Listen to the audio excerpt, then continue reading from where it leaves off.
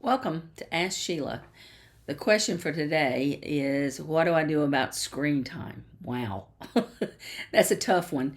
In our day and age, it's really tough. In fact, I've had many conversations with one of my boys about the very subject of what do you do about the screen time for your children. It's not an easy fix because they're so bombarded by screen time. I know friends, I've got friends that have done different things. I didn't have to face what y'all are facing, you moms and dads, right now.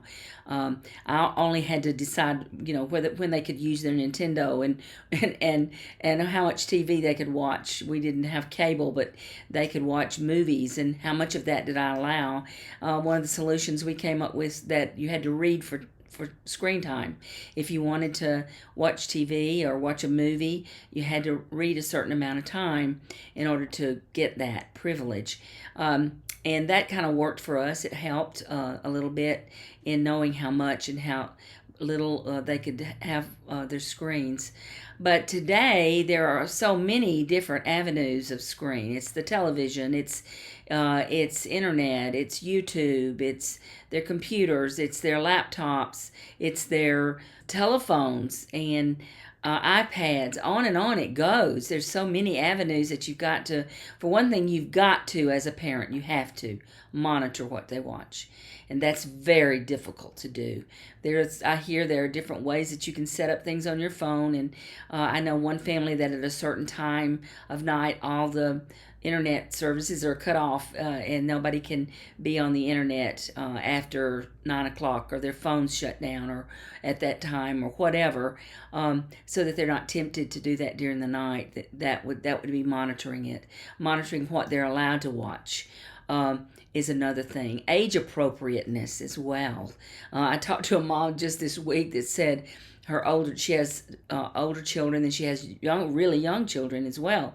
And she said, this next go around, it's going to be different. They're not getting a telephone until they can drive. They have to drive. There's only reason they need a phone is to get help.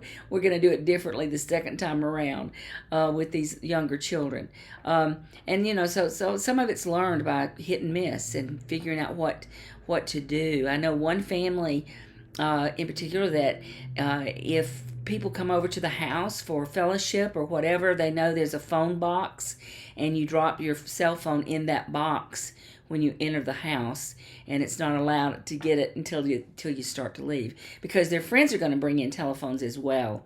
And so that's kind of how they do that. I'm not saying there's one size fits all, but one of the things you need to do as a couple is to sit down and discuss this. What are going to be the limitations? What are they going to be allowed to do? At what age are they going to be allowed to do it? How often can they be on their screens? And on it goes, to figure out how you're going to maneuver through this avalanche of screen time. I guess I'm saying there's not a one size fits all, but one family at dinner, they have a basket as well, and at dinner time, including dad and mom, put their cell phones in that basket so that we can have a conversation with one another, and everybody's not checking their messages or texting other people back and forth. And so as parents, you're going to have to think it through.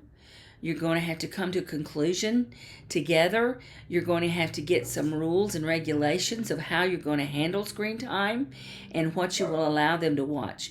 But most of all, what you allow them to do as a parent, you're going to have to monitor it as well. So it's not an easy subject to come up with an answer, but God has answers. Go to the Lord in prayer together and decide what you will allow in your home.